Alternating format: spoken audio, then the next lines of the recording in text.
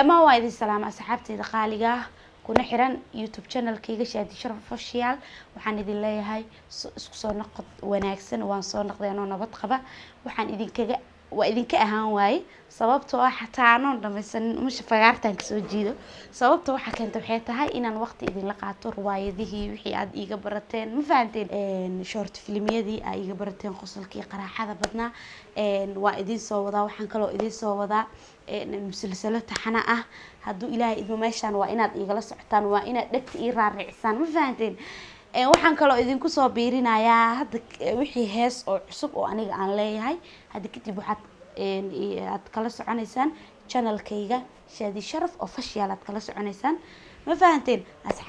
asxaabtayda qaaliga waa idin xiisay waa idin jecelahay waxa waaye hala share gareeyo commenti wixii fikrada aad qabtaan wixii aad igu soo biirinaysaan waxaad igu dhaaftaan commentiga hala like comment share yaan la deynin aan ku dhahay ma fahanteen